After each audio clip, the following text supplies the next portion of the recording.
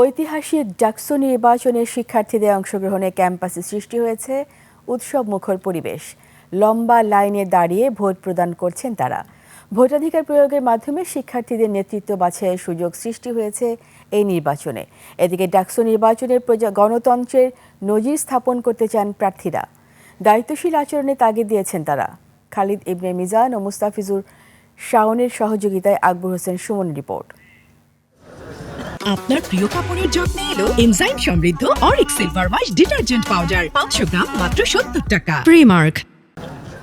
ঢাকা বিশ্ববিদ্যালয় কেন্দ্রীয় ছাত্র সংসদ ও হল সংসদ নির্বাচনের ভোট শুরু হয়েছে নির্ধারিত সময়ে। ভোটারদের সরব উপস্থিতিও উৎসব মুখর করেছে ভোট কেন্দ্র।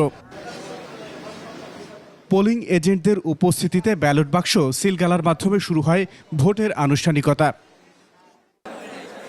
অভিযোগের চেয়ে গণতান্ত্রিক পরিবেশ ফিরিয়ে আনতে ভোটারদের মধ্যে উৎসাহই বেশি। আমি ব্যক্তিগতভাবে এমনটাকে চাই যে কিনা ঢাকা ইউনিভার্সিটির শিক্ষা এবং পড়াশোনা গবেষণা এইসব দিকগুলোকে বেশি প্রায়োরিটি দিবে, ওই প্রার্থীকে আমি আর কি চাচ্ছি।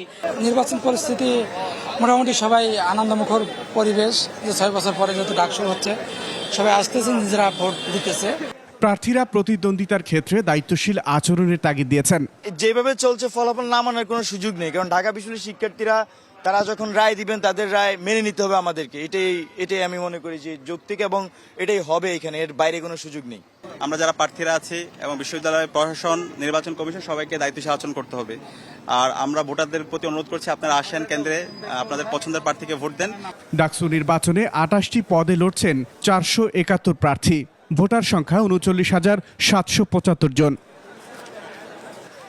আকবর হোসেন সুমন, 21 টেলিভিশন, ঢাকা।